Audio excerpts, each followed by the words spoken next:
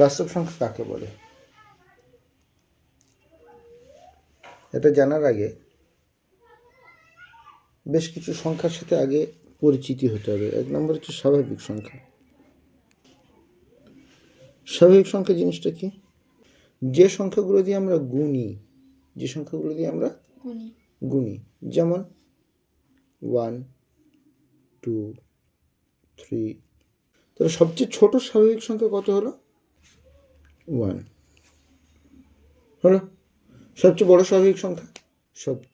স্বাভাবিক সংখ্যা হলো অসীম সংখ্যা। 2 নম্বর যেটা আমরা জানব সেটা হচ্ছে অখণ্ড সংখ্যা। স্বাভাবিক সংখ্যার পুরো 1 থেকে শুরু করে অসীম পর্যন্ত আছে, তার সাথে আরও একটা সংখ্যা যদি আমি দিয়ে দিই 0, 1, 2, 3 ... হলো। এটা হচ্ছে অখণ্ড সংখ্যা। তাহলে সবচেয়ে ছোট অখণ্ড সংখ্যা কত? সবচেয়ে ছোট অখণ্ড সংখ্যা হলো 0। 3 নম্বর হচ্ছে পূর্ণ সংখ্যা। প্রথমে আমরা নিলাম 0, 1, 2, 3 ... এদিকেও -1, -2, -3 ... পূর্ণ সংখ্যাকে আবার দুটো ভাগে ভাগ করে, একটা ধনাত্মক পূর্ণ সংখ্যা আর একটা ঋণাত্মক পূর্ণ সংখ্যা। ধনাত্মক পূর্ণ সংখ্যা এরা কারা? 1, 2, 3 ... আর ঋণাত্মক পূর্ণ সংখ্যা -1, -2, -3 ... আর একটা পূর্ণ সংখ্যা আছে 0, ধনাত্মক নয়,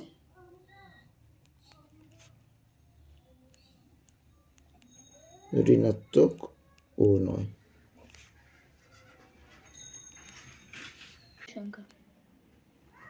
মূলদ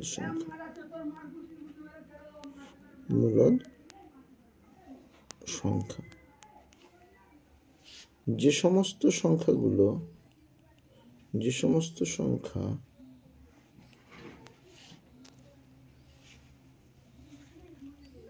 p/q আকারে লেখা যায়,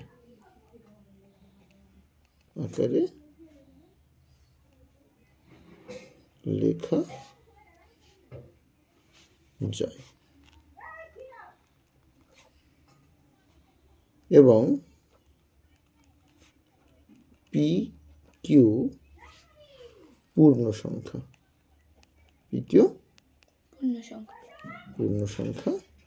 আর q অসমান 0,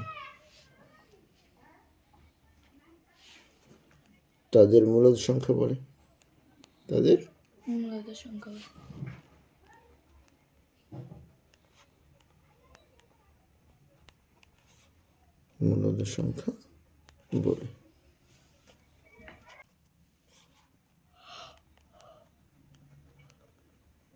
অমূলদ সংখ্যা।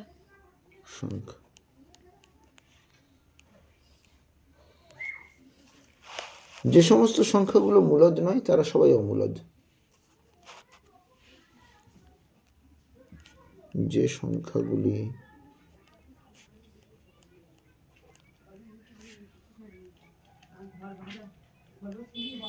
মূলদ নয় তাদের অমূলদ সংখ্যা বলে।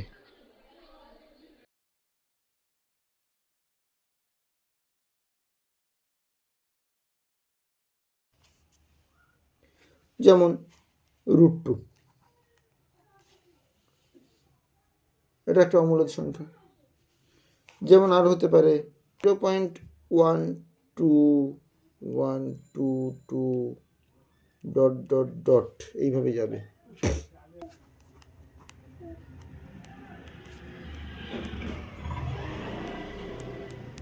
বাস্তব সংখ্যা।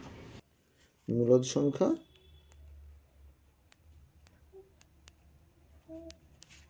প্লাস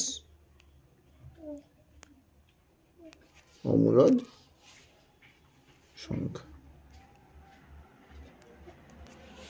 ঠিক আছে, সবটা মিলিয়ে হবে বাস্তব সংখ্যা। পেজ 7, 2 দাগ। 0 কি একটি মূলদ সংখ্যা? তাহলে 0 একটি মূলদ সংখ্যা। 0 একটি মূলদ সংখ্যা।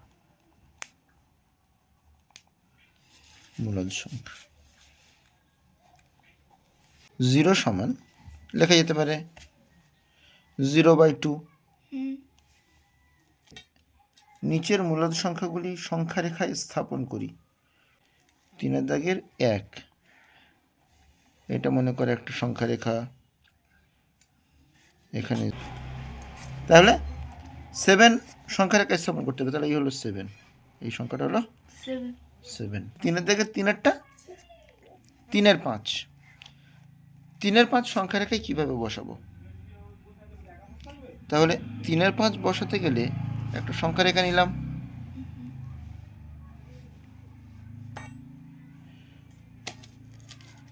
এইখানে 0 নিলাম, ঠিক আছে, এইখানে 1 নিলাম। এবার একে আমি সমান 5 ভাগে ভাগ করব। ঠিক আছে, এবারে 5 ভাগে ভাগ করা মানে এটা 1-এর 5, এটা 2-এর 5, এটা 3-এর 5, এটা 4-এর 5, আর এটা 5-এর 5 মানে 1।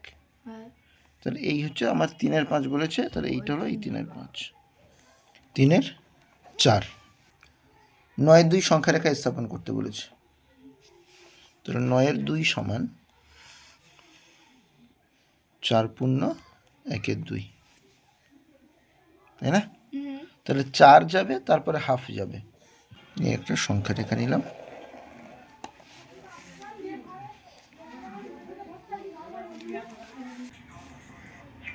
ঠিক আছে, তাহলে 4 হলেই 4-এর পরে হাফ, 4-এর পরে 4 পূর্ণ 1-এর 2 মানে কি? 4 আর 5-এর অর্ধেক, মানে এইটা হলো 4 পূর্ণ 1-এর 2 সমান 9-এর 2। তাহলে এইটা হচ্ছে 9-এর 2, এই সংখ্যাটা। নিচের প্রতি ক্ষেত্রে মূলদ সংখ্যা দুটির মধ্যে একটি মূলদ সংখ্যা লিখি ও সংখ্যা রেখায় বসাই। মূলদ সংখ্যা রেখায় বসানো তো শেখানো হয়ে গিয়েছে। ঠিক আছে, মূলদ সংখ্যা কী করে বের করা শিখবি? 4 আছে, 5 আছে, হলো। 4 সমান কি? 4-এর 1, 5 সমান 5-এর 1, একটা পাচ্ছি আমরা 9-এর 2। অতএব 4 ও 5-এর